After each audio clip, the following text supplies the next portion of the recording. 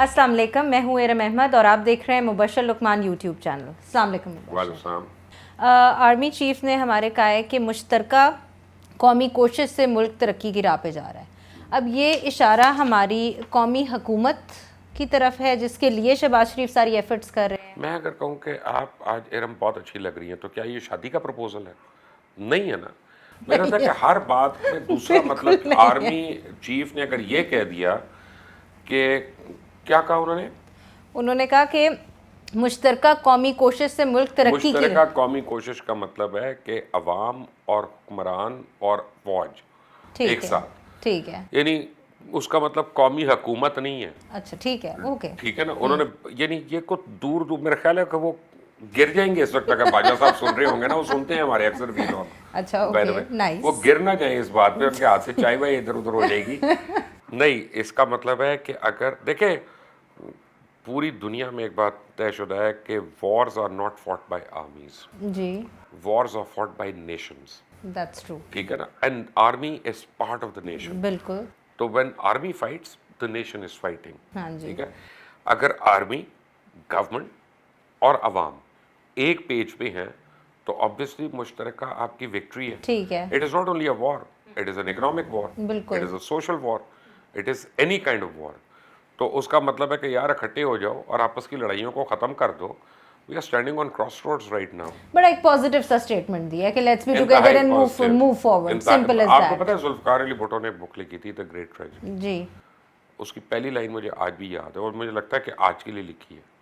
And I quote, उसमें था कि we are standing on cross roads whence all but one way leads to destruction, unquote.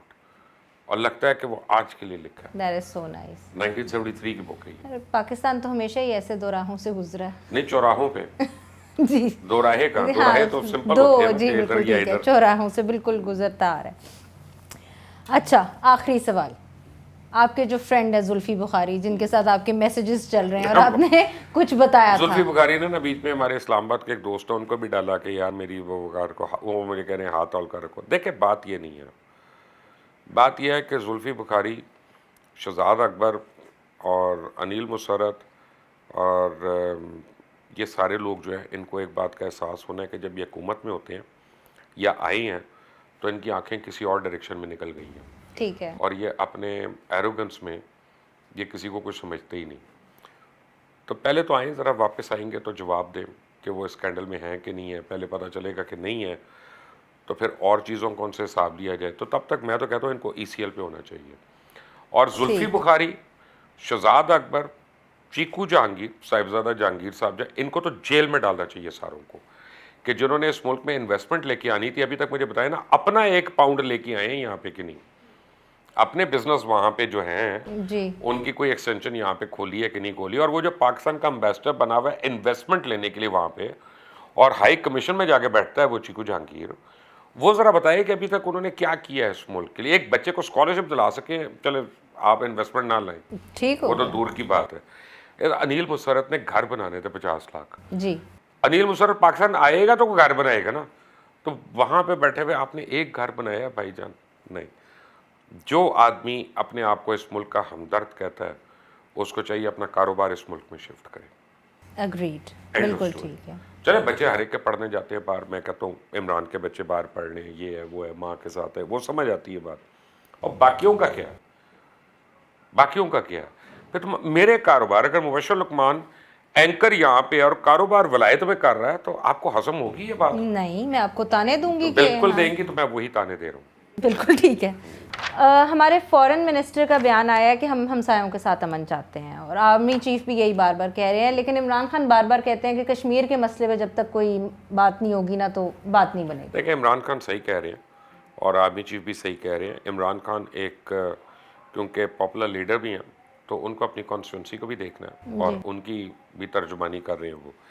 Army chief जो है एक practical बात कर रहे हैं कि यार हमें हर एक से पैसिफाई तो करना है, पहले पीसफुल तो होना है। तो उसमें बजाय इन दोनों के दरमियान हमें इन्फ्लेमेटरी स्टेटमेंट्स देने के, हमें चाहिए कि ये एक पेज पे आ जाए कहीं ना कहीं। वही जो अभी आप कौमी उसकी बात कर रही थी, ये वही कौमी बात है। अच्छा, जहाँ तक शाह महमूद कुरैशी का सवाल है ना, ये ना 3 में है ना 13 में है। शाह साहब पता नहीं कौन सी नस्वार खा रहे हैं आजकल के, उनकी किसी स्टेटमेंट का मुझे तो तुक नहीं समझ आता। पाकिस्तान के साथ अजीब हाल इन्होंने कर दिया है कि जो ट्रेडिशनल दुश्मन है ना पाकिस्तान के मामले में, वो सारे हमसे नाराज़ हैं। चाइना हमसे खुश नहीं है, अमेरिका हमसे खुश नहीं है, मिडल ईस्ट में सऊदी अरेबिया, कतर, यूएई, उधर टर्की, ओमान, इधर ईरान, इनमें से कोई हमसे खुश नहीं है। पता नहीं अगर फॉरेन मिनिस्ट्री बंद कर दें या शाह महमूद कुरैशी को सैक कर दें तो शायद आधे मुल्क तो नेचुरल तरीकों से हमारे दोस्त बन जाएंगे जो पहले हमेशा रहे हैं। ठीक है। और मैं वो हमसाया मुल्कों से वो अच्छे ताल्लुकात चाहते हैं, तो ज़रा बताएं उस ज़मन में कर क्या रहे हैं वो, उन्होंने किया क्या है कि वो ये स्टेटमेंट के अलावा कि 3 साल में कि जिसे पता चले कि इसी हमसाया मुल्क से, अफ़गानिस्तान हमसाया उससे जंग हो रही है जी, इंडिया हमसाया ताल्लुकात आपके सामने है, ईरान हमसाया आपने अपनी गैस पाइपलाइन और रेलवे ट्रैक रोका हुआ है, ठीक है ना, और हमसाया कौन है आपका, अरेबियन सी है। अगर उधर मछलियों से दोस्ती करनी है तो करें शाह साहब जाके फिर अपना, वो तो मुझे समझ नहीं आता। इन्होंने कभी सारी उम्र काम नहीं किया शाह महमूद कुरैशी ने, ना इन्होंने नौकरी किया ना इन्होंने बिजनेस किया, इनका आपको पता है जरिया है मुआश कुछ और है। हाँ जी, तो भाई साहब को पता ही नहीं कि दुनिया चलती कैसे है। सही कह रहे हैं आप, जैसा बॉस हो ना तो इंसान को समझ आ जाती जी है। जी, अल्लाह रहम करे। अच्छा, बहरहाल जहाँ पे हमसायों की बात कर रहे हैं तो वहाँ पे हम लेट्स टॉक अबाउट इंडिया। 1947 के बाद पहली दफ़ा इंडिया की जो इकॉनमी है वो 7.3% तक कॉन्ट्रैक्ट हो गई है। सो इस दफ़ा कहा जा रहा है कि इस दफ़ा इनकी जो इकॉनमी है वो वी शेप में नहीं करेगी, लाइक रीशेप नहीं होगी। हाँ जी, मतलब it's not gonna go up like that.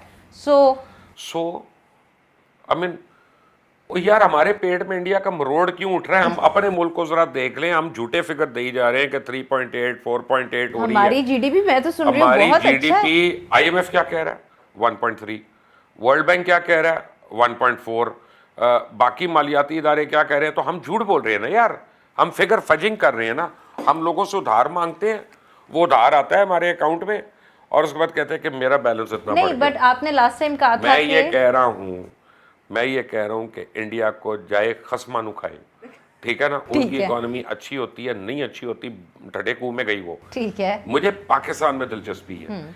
ये वाली बातें करके हम पाकिस्तानियों को क्या बता रहे हैं कि यार हम बहुत बेहतर हो गए? नहीं, अच्छी फीलिंग दे रहे हैं। नहीं अच्छी फीलिंग हो रही।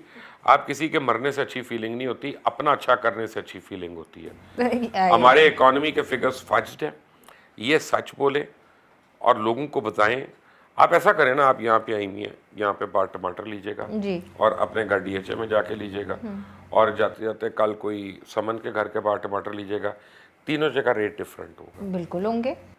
तो किसकी इकोनॉमी सही चल रही है और किसकी गवर्नेंस सही चल रही है? आप सही कह रहे हैं, लेकिन मैंने सोचा कि चलो दिल की तसल्ली के लिए ख्याल अच्छा है, छोड़ दे इंडिया को, छोड़ दे बाकियों को, वो क्या कहते हैं अपने गिरबान में झांके। ठीक हो गया, डन हो गया। और जहाँ तक आपको उस इंडिया की बात है तो आई एम नॉट सरप्राइज कि जहाँ पे मोदी रहेगा वहाँ इससे भी बुरा हाल होना है। अभी अगर हिंदुस्तान ने उसको ना बदला तो ये मैं आपको बता रहा हूँ कि अगले 2 साल में इंडिया के टुकड़े टुकड़े हो जाने। Okay, done.